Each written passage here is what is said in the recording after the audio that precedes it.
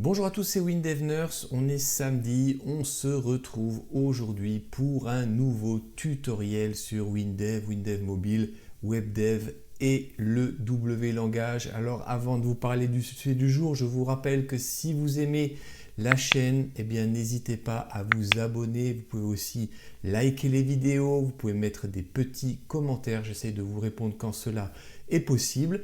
Et puis vous le savez, sur cette chaîne, vous avez la possibilité de faire un don via une cagnotte Litchi ou bien un compte PayPal. D'ailleurs, vous trouverez les liens vers la cagnotte et le compte dans la description de cette vidéo.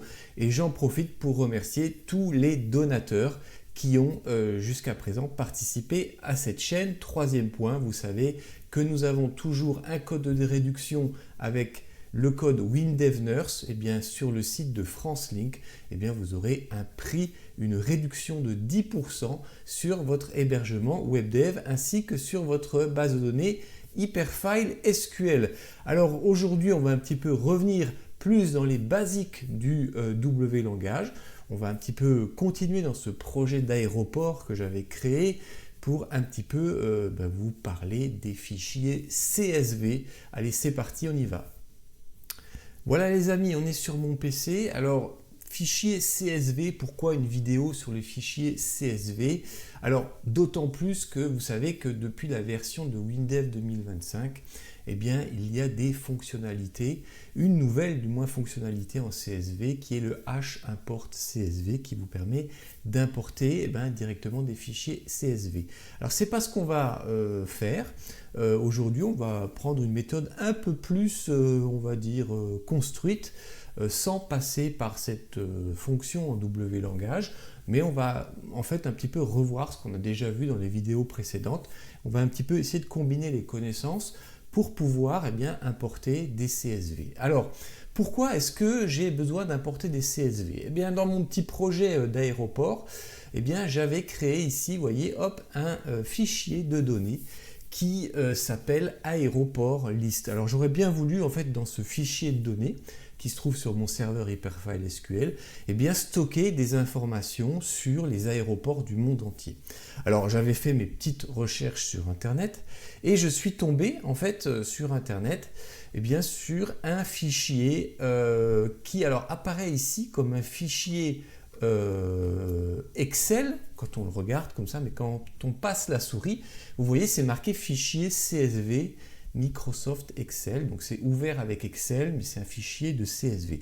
Le fichier CSV, ça existe depuis longtemps, c'est un format de fichier qui permet l'exportation et l'importation de des informations directement dans différents types de bases de données. C'est un fichier un petit peu de transport ou temporaire, on va dire, qui permet un petit peu de basculer les informations des fois d'une base à une autre ou pour d'autres actions d'ailleurs. Alors, je vais l'ouvrir ce fichier CSV et puis vous allez voir un petit peu comment c'est construit. Alors, je vais faire un petit zoom ici. Alors, quand on fait une vue un petit peu générale, on voit qu'il y a des données un petit peu qui ont l'air on va dire, qui se suivent et qui semblent être séparées ici par des virgules. Bon, ok. Ça ressemble un petit peu à un fichier texte. Il y a quand même une petite particularité, c'est que si vous allez tout en haut de ce fichier, vous allez voir ici, regardez, on a des informations qui ne ressemblent pas, on va dire, à l'ensemble des lignes qui suivent. C'est-à-dire que là, en fait, on voit que ce qu'on comprend, c'est que avant la première virgule, on a un identifiant, vous voyez là ici c'est le 6523, un autre identifiant, un type, alors vous voyez là on précise c'est un héliport, voilà. Et puis il y a différents types d'informations qui suivent. Alors l'idée c'est quoi dans cette vidéo? C'est de pouvoir aller ouvrir ce fichier CSV, pouvoir un petit peu aller lire les informations et les réinjecter dans notre fichier de données. Alors c'est un petit peu un exercice que j'aime bien faire parce que ça fait appel à un petit peu de nouveautés qu'on va voir ensemble, mais aussi à des choses qu'on a déjà vues dans les vidéos sur l'importation, on l'avait déjà fait depuis un fichier texte, mais là cette fois-ci c'est un fichier CSV. Alors vous avez compris en fait que les informations se suivent, elles sont séparées par des virgules, et que en fait après chaque virgule on trouve eh bien l'information, comme par exemple la latitude, la longitude des aéroports. Et bien moi ce que je voudrais faire, c'est rentrer tout ça dans mon fichier de données. Alors vous allez me dire, on aurait pu le rentrer peut-être à la main, mais alors regardez la quantité d'aéroports qu'il y avait dans ce fichier. On atteint 81 143 lignes. C'est énorme. Donc c'est bien parce qu'on va voir un petit peu en combien de temps le W-langage va traiter ça avec le PC que j'ai, qui d'ailleurs pas un PC franchement récent, mais on va voir ce que ça donne. Voilà. Alors ce fichier CSV, hop, ce que je vais faire, je vais tout de suite en fait enregistrer eh bien, son chemin complet, parce qu'on va l'ouvrir, donc il va falloir bien dire à un moment qu'on veut l'ouvrir, donc autant eh bien, copier en tant que chemin d'accès. Je vous rappelle que pour Windows, pour activer ce type d'information, il faut maintenir le Shift appuyé sur votre clavier avec le clic droit et vous aurez ça. Alors je note ça, je vais aller dans un petit bloc-notes et voilà, c'est mon chemin d'accès qui est là. Parfait. Bon, on va fermer ce fichier, il est fermé, et on va aller dans le code ensemble en W-langage. Alors, comment est-ce que j'ai fait ça? Ben, j'avais créé une petite fenêtre qui est pas celle-ci, ça c'était la dernière vidéo. Import CSV. Allez, je rentre dedans, vous voyez que c'est vide. Alors, on va essayer de faire la logique. On va ouvrir bien sûr ce CSV. Alors si on l'ouvre, ben, à un moment, je dirais qu'on va le fermer. Voilà, donc ça c'est les étapes. Et puis ensuite, on va en gros vérifier si on l'a ouvert. Alors vérifier si il est ouvert et puis ensuite on va bien sûr lire les données. Voilà. Alors ça me semble à peu près intéressant. Alors je vais dans cette vidéo faire du copier-coller à certains moments pour que ça soit un peu plus vite, parce que quand vous allez comprendre la logique, ça va pas vous paraître difficile. Alors, déjà pour commencer, ce qu'on va faire, on va créer une première variable qui va s'appeler action ouverture et qui est un entier. Alors, pourquoi est-ce que j'appelle cette variable? Parce que ce que je veux faire, c'est que je veux tester si l'ouverture du fichier se passe bien. Et dans le cas contraire, si elle se passe mal, eh bien, il faut pouvoir mettre un message d'alerte éventuellement, ou éventuellement s'il ne trouve pas le fichier ou des choses comme ça, on pourra rajouter ça. Et puis, bien sûr, pour ouvrir ce fichier, eh bien, vous avez tout de suite compris que cette variable d'action ouverture, ça va être le résultat de quelque chose qu'on va faire, et on va en fait aller directement ici et on va appeler la fonction fouvre. La fonction fouvre qui permet d'ouvrir un fichier externe. Alors on vous dit ANSI ou Unicode pour le manipuler par programmation. Alors j'ai utilisé cette méthode-là, mais il faut savoir qu'il y a une autre méthode qui consiste à appeler la fonction fchargeText. Alors on avait déjà ouvert un fichier dans les vidéos précédentes. Ici, je vais vous le montrer ici. C'est quand je tape ligne, voilà. Eh bien, il y a la vidéo 144 qui vous parle un petit peu de ce type de fonction où on avait vu comment lire un fichier texte. Bon, là, on est sur un fichier CSV. Donc, dans ce cas-là, on va un petit peu traiter les choses autrement. Donc, bien sûr, c'est le résultat de la fonction fouvre. Alors, je vais le marquer. Je vais marquer action d'ouverture égale fouvre. Alors, on vous demande le fichier à manipuler. D'ailleurs, vous pouvez le parcourir. Mais ce fichier, on le connaît. Il est ici. Donc, hop, je vais directement copier le chemin du fichier là. Et puis, en deuxième point, on vous demande le mode d'ouverture. Alors, vous voyez que c'est bien parce qu'en W langage, on nous propose tout de suite des choses. Mais moi, ce que je veux faire, c'est juste faire de la lecture. Je ne veux pas faire de l'écriture. Donc, je fais de la lecture. Voilà. Je clique et je fais entrer. Voilà. C'est encodé. Donc, ça va être le résultat. Alors, ça, bien sûr, comment est-ce qu'on peut vérifier maintenant si cette ouverture de fichier c'est bien faite? Ben, si on va dans la doc technique de fouvre, regardez, quand on fait défiler ça, eh bien, on vous dit, voilà, le résultat, hein, c'est un entier ou une variable, ça tombe bien, puisque l'action d'ouverture est un entier.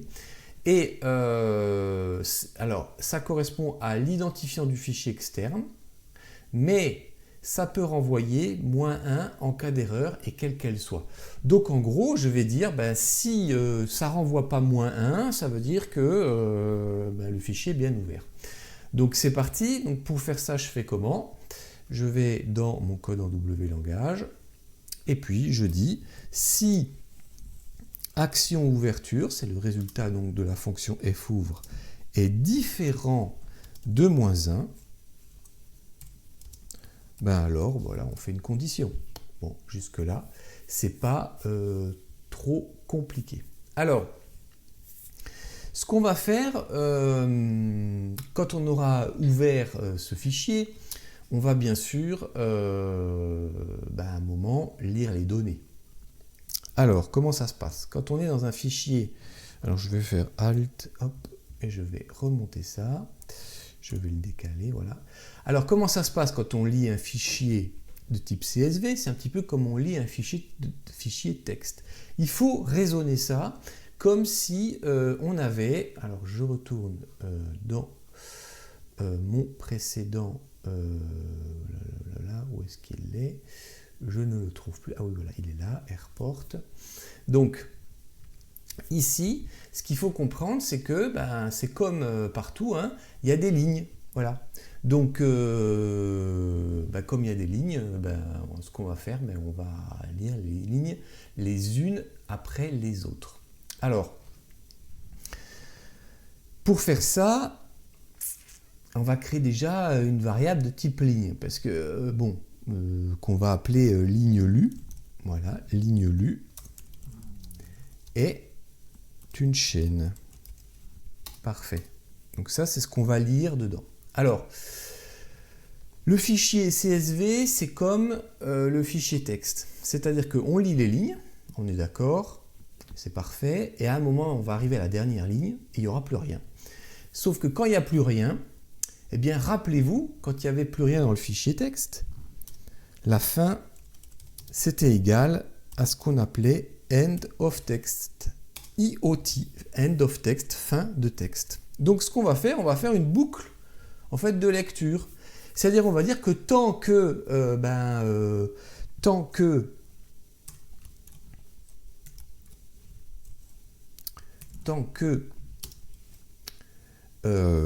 ligne lue est différent de end of text, voilà, tant qu'on n'arrive pas à la fin, on fera des actions. Bon, ça, c'est plutôt pas mal.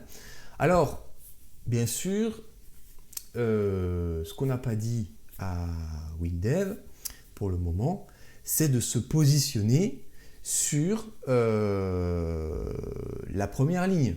Parce que bien sûr, pour le moment, on a ouvert notre fichier, mais on ne lui a pas dit, tu te mets sur la première ligne, tu lis la première, et ensuite, tu liras la seconde, la troisième, la 82 millième, parce que je ne me rappelle pas du chiffre, du nombre de lignes. Et puis après, quand tu tombes sur end of text, tu arrêtes et tu sors de ta boucle de conditions. Donc cette fois-ci, bien sûr, on va déjà lui dire ligne lue, la première ligne lue.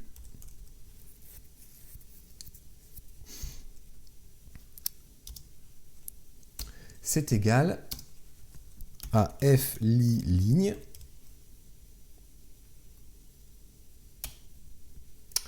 du fichier, enfin du moins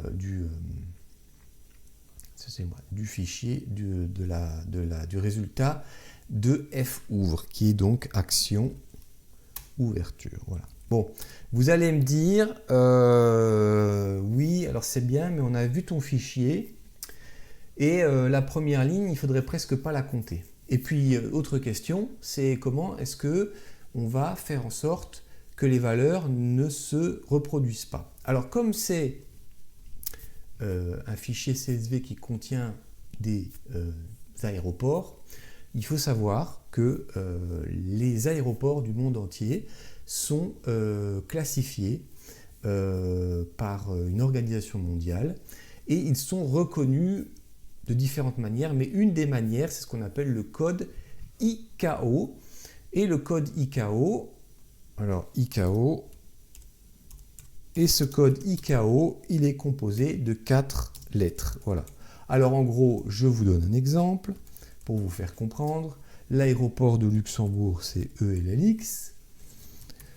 L'aéroport de Paris du Bourget, c'est LFPB. Strasbourg, c'est LFST. Enfin voilà, en fait, mes valeurs qui ne se reproduiront pas, je le sais, puisque cette liste d'aéroports ne peut pas avoir 2 fois le même code ICAO. Alors, si je regarde ici dans ma description des fichiers, clac, clac, clac, alors moi je le vois, mais regardez ici, vous avez le...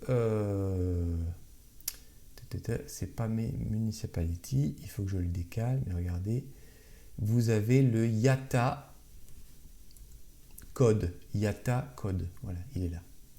Donc IATA code, en fait, c'est l'ICAO code, en fait. C'est la même chose.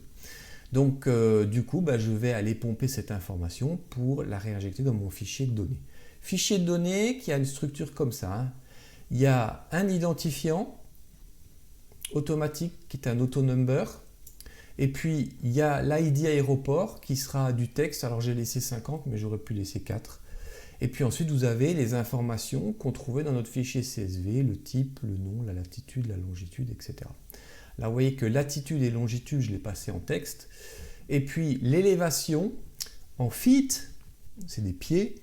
Cette fois-ci, je l'ai passé en numérique. J'en reparlerai tout à l'heure.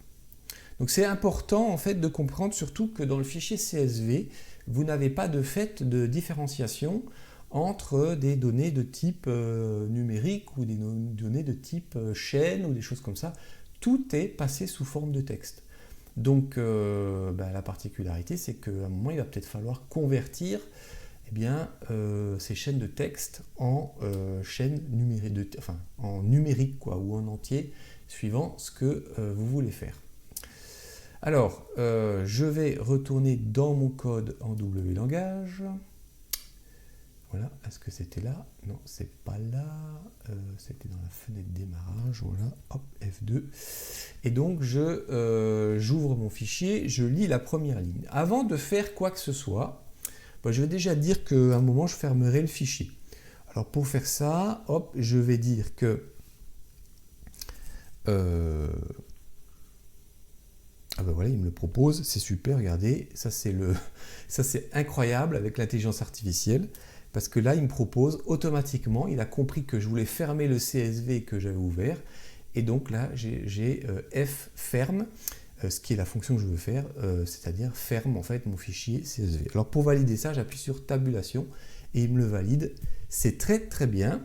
Alors ce qu'on va faire surtout au début de l'opération, on va mettre un petit sablier. Voilà, vrai. Et on va finir, quand tout sera fini, on mettra un petit sablier qui sera fini pour dire, voilà, l'opération d'importation est terminée. Alors moi, je veux juste encore un petit peu faire un point sur alors deux petites choses, enfin plusieurs choses. C'est-à-dire qu'on va déjà commencer à lire le premier fichier de données. La première ligne, même si c'est des identifiants, enfin du moins les informations texte, parce que je vais vous montrer quelque chose. Donc ce qu'on va faire, quand on va lire la première ligne, on va faire un trace et on va marquer par exemple la valeur numéro 1 qui se trouve en début de ligne. Alors comment est-ce que je vais faire pour récupérer cette valeur? Eh bien, je vais simplement dire que tu vas faire un chaîne extrait. Chaîne extrait, c'est aussi une vidéo sur la chaîne. Regardez, si vous tapez ici chaîne extrait, hop là, c'est lister les dossiers et les fichiers avec WinDev, et dedans j'avais mis un chaîne extrait. Chaîne extrait, c'est quoi en fait, hein? C'est à partir d'un séparateur qu'on va définir, eh bien on va extraire les données. Alors, ce que je vais faire, je vais juste extraire, donc je lis la première ligne et je vais extraire en fait tout ce qui se trouve entre ici le, voilà, faut que je vais remonter, entre la deuxième virgule et la première virgule. Donc je vais faire un chaîne extrait. Hop, je vais faire un chaîne extrait.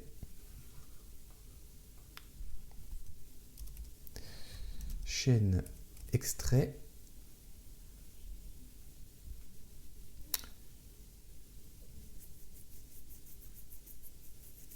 Excusez-moi, c'est extrait chaîne, pardon. Extrait chaîne, voilà. Et ici, hop, je vais donc marquer dans la valeur ligne lue avec le premier séparateur. Le rang, ça sera, excusez-moi, ce qui se trouve entre le deuxième et le premier séparateur, donc ce qui se trouve avant le deuxième séparateur jusqu'au premier, et le séparateur, vous l'avez compris, c'est la virgule. Voilà, moi je fais juste ça, et on va déjà tester notre code pour savoir un petit peu où on en est. C'est parti, moi je fais un go. Donc ici je clique sur, alors là le CSV est ouvert, import CSV, et regardez ce qui se passe, et là je vous montre tout de suite les choses. Alors là il a bugué, mais c'est pas très grave. Regardez, alors là il va pas sortir de la boucle, c'est ça le problème. Je vais mettre terminer ça, je vais juste dévalider pour le moment l'action. Et je vais recommencer. Regardez ce qui apparaît. Il a lu effectivement ce qui se trouvait entre le, on va dire, la deuxième virgule et la première virgule, mais regardez en fait comme elle apparaît cette chaîne en fait. Le problème, c'est qu'on va se retrouver à injecter dans notre fichier de données non la valeur qu'on va trouver bien sûr, mais également les guillemets. Et ça on veut pas, parce que sinon ça va être pas du tout correct. Nous ce qu'on veut c'est juste la valeur. Alors pour faire ça, comment est-ce qu'on peut faire?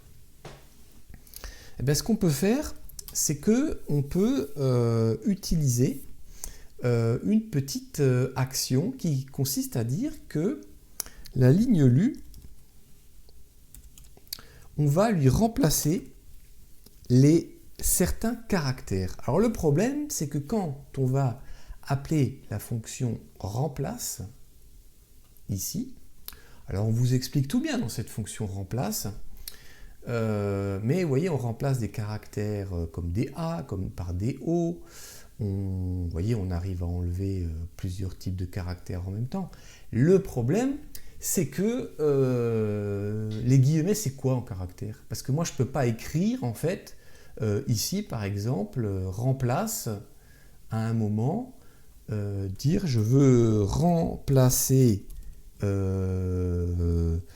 entre guillemets, 2 guillemets, mais enfin 4 guillemets par rien du tout, quoi. Là, il va pas comprendre Windows, il va dire c'est quoi, il y a des guillemets partout là-dedans. Mais en fait, il faut un petit peu contourner le truc. Et j'ai un petit peu cherché dans la documentation et j'ai trouvé ici que, regardez, en fait, les guillemets, c'est des caractères aussi. C'est ce qu'on appelle ici la fonction charact. Et quand on a la fonction charact, et quand on cherche un petit peu ce que ça représente, parce qu'ici il vous l'explique, c'est on va dire le caractère qui correspond au code AXI qui a été définie. Et bien, quand on cherche, qu'est-ce que ça représente, les guillemets par exemple, hein, et bien en fait, les guillemets, c'est simplement le caractère. Alors attendez, il faut que je le retrouve. Tac, tac, tac. C'est le caractère 34, voilà, en AXI. Donc ce que je fais simplement, c'est que je vais ici dire que je remplace ma précédente, dans la précédente valeur, ligne lue. Alors ce que je fais, je ne vais pas appeler la fonction, bien sûr. Remplace, voilà. La chaîne initiale, c'est ligne lue, c'est ce qui a été défini précédemment. Et la chaîne à remplacer, je vais écrire caractère 34. Et là, en fait, il va comprendre qu'ici, je parle en fait de quoi? Eh bien, je parle des guillemets. Donc, je vais enlever tous les guillemets dans ce qui va être extrait de la chaîne. Donc, cette fois-ci, je vais remplacer ça par quoi? Ben, par rien, c'est-à-dire quelque chose de vide. Et puis, ben, quand j'aurai enlevé tout ça, je peux faire l'extrait chaîne. Alors, on va tester ça en direct. C'est parti. Je clique ici et regardez, on a fait disparaître tous les guillemets. Alors maintenant, vous avez compris ce qu'on va faire. Maintenant qu'on a fait disparaître les guillemets, eh ben, on va injecter, on va préparer, si vous voulez, l'injection des données dans les rubriques qui se trouvent dans le fichier de données. Donc ça, pour faire ça, je vais couper la vidéo et maintenant, je vais juste faire un copy-paste de mes actions. Voilà les amis, retour sur ma page de code. J'ai rempli tout ce qu'il fallait. C'était assez rapide, bien sûr, pour vous. Mais pour moi, ça a pris un peu plus de temps. Donc, j'ai gardé la même structure. J'ai créé mes variables. J'ai mis en place un sablier. J'ai collecté le résultat de l'ouverture de mon fichier CSV. Et puis, je contrôle si ce fichier a été bien ouvert. Le résultat est différent de -1. Je me positionne sur la première ligne. Vous voyez, j'ai marqué lecture de la première ligne. Et puis, ensuite, je fais une boucle de conditions dans lequel, qu'est-ce que je fais? À chaque fois, je remplace dans la ligne lue le caractère guillemet par rien, simplement pour rendre les données plus propres. Et puis, qu'est-ce que je fais? Je prépare mes rubriques ici de mon fichier de données. Et puis, à chaque rubrique correspond l'extraction d'une chaîne en fonction de la ligne lue et de la position de cette virgule. Alors, je vais encore juste vous montrer ce fichier parce qu'il y a quand même quelque chose qui ne va pas coller, rappelez-vous. Donc moi, ce que je collecte là-dedans, c'est quoi? C'est le code ICAO de l'aéroport, le type d'aéroport, la latitude, la longitude, l'élévation, continent, pays, ville, etc. Bon, tout ça, ce sont les données qui sont dans le fichier CSV, simplement. Je vous ai montré comment faire.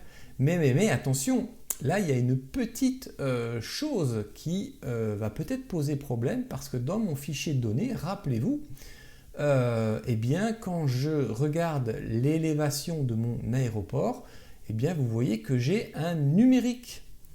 Or, dans le fichier CSV, on a des chaînes, du texte ou des chaînes, si vous voulez. Donc, c'est vrai que quand on va injecter ça là-dedans, on risque d'avoir un petit bug. Alors, qu'est-ce que je fais pour éviter ça? Simplement, je vais aller dans... Alors décidément, à chaque fois, je sors de ce bouton. Voilà. Donc ce que je vais faire, je vais convertir la chaîne que je vais trouver en numérique. Comment je fais ça? Je fais chaîne vers numérique, voilà. Et j'enferme ça dans des parenthèses. Et là, ça va convertir la valeur en numérique. Alors bien sûr, on ajoute... dans chaque rubrique les informations qu'on a extraites des chaînes. Et si on fait rien après, qu'est-ce qui va se passer? Qu'est-ce qui va se passer? Il va faire tant que c'est différent de IoT. Oui, ok, il va lire la première ligne parce que je lui ai dit ici de le faire, mais il faut lui dire maintenant de lire la ligne suivante. Alors comment est-ce qu'on fait pour lui dire de lire la ligne suivante? Eh bien, on lui dit que S ligne lu, c'est égal à F ligne qui se trouve donc dans le fichier qui a été ouvert avec la fonction fouvre.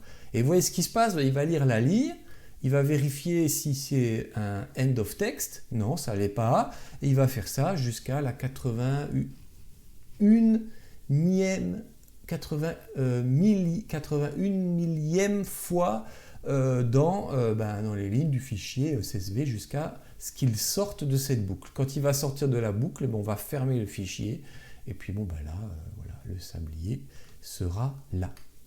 Alors on va tester ce code en W langage ensemble et on finira la vidéo. Donc c'est parti, je lui dis importer un CSV, c'est parti, donc là ça tourne, pla. Donc on va voir combien de temps ça va mettre, ça peut être un peu long parce que mon fichier de données actuellement il est sur mon serveur Hyperfile SQL à distance, ce qui fait que ça va mouliner pendant un certain temps. Alors je vous retrouve quand ça sera fait. Voilà les amis, opération terminée, ça a mis un petit peu de temps en fait parce que on est connecté sur le serveur distant. Alors la solution alternative si vous voulez gagner du temps, c'est par exemple de créer le fichier en local sur votre ordinateur, de charger les données et ensuite de les importer sur le serveur. En tout cas, l'opération s'est bien passée et là vous voyez que je suis connecté sur mon fichier de données en ligne par le centre de contrôle Hyperfile SQL et vous voyez que là j'ai mes 81 143 aéroports enregistrés. On va pouvoir travailler avec ça maintenant. Voilà, j'espère que cette vidéo vous aura aidé en fait sur l'utilisation d'un fichier CSV et du moins l'importation de données depuis un fichier CSV sans utiliser la nouvelle fonction de WinDev 2025 qui est l'import CSV qu'on verra dans une vidéo bien sûr, mais vous allez être capable déjà d'importer depuis n'importe quel type de fichier sans cette fonction. Voilà, vous avez compris comment est-ce qu'il fallait un petit peu on va dire déconcaténer les informations et comment les traiter pour les injecter dans ce fichier distant. Voilà, je vous dis à la prochaine vidéo sur WinDev, WinDev Mobile et WebDev et d'ici là, portez-vous bien. Allez, bye bye.